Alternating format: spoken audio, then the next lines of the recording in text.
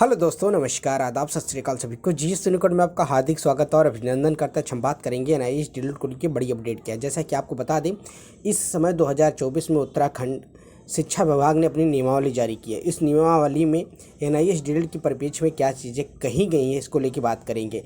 और एक ही डिग्री को लेके अलग अलग नियम क्यों बनाए गए।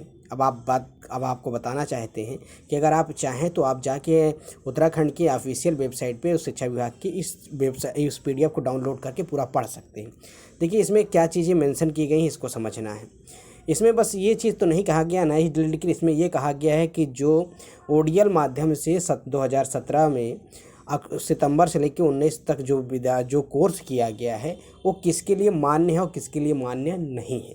कहने का मतलब साफ साफ इन्होंने मेंशन किया है कि नई शिक्षक भर्ती में विद्यार्थियों को शामिल नहीं किया जाएगा। लेकिन उस समय जैसे कि जो अनुदेशक होते हैं, जो ऑलरेडी कहीं पढ़ा रहे हैं, एक कोर्स कर लिया, या जैसे शिक्षा मित्र हैं वो कहीं पर काम कर रहे हैं, उन्होंने किया है, या फिर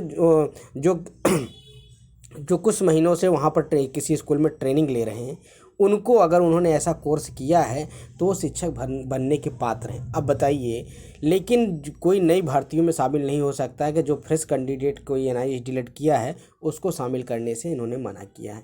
इन्होंने सुप्रीम कोर्ट का हवाला दिया, वही सुप्रीम कोर्ट की जजमेंट का, लेकिन इन्होंने ये चीज़ रखा है कि 2017 से लेकर 17 अक्टूबर 2017 से दिनांक 31/3/2019 तक सेवा नियमावली में नियमों के अनुसार सहायक अध्यापक प्राथमिक में पद पर नियुक्ति हेतु अर्हताएँ दी गई हैं, जिसमें सहायक अध्यापक में जो कि शिक्षा मित्र होते उस समय, जैसे आप देखेंगे तो ये अलग अलग राज्यों में इनका नाम अलग है। जैसे उत्तर प्रदेश में उत्तराखंड में शिक्षा मित्र के तौर पर ये कार्य करते हैं, जो कि इंटर पास होते हैं। इंटर पास को लिया जाता है और ये प्राथमिक विद्यालय में जाके पढ़ाते हैं। इनको कुछ मानदेय 12,000 कुछ रुपये थे। इसके पहले जब उत्तर प्रदेश में मुलायम सिंह की या अखिलेश जी की सरकार थी तो इनको सहायक अध्यापक बना दिया गया था, लेकिन बाद में इनको फिर हटा के वही शिक्षा मित्र रखा गया।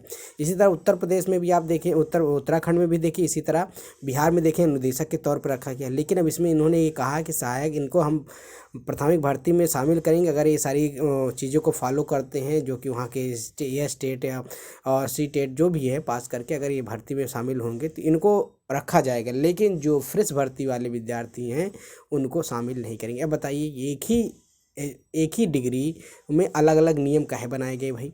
तो कहीं ना कहीं इसमें सरकार की मनमानी है और सुप्रीम कोर्ट भी उसमें कुछ नहीं करेगा, क्योंकि सुप्रीम कोर्ट ने मतलब जजमेंट सुना दिया है।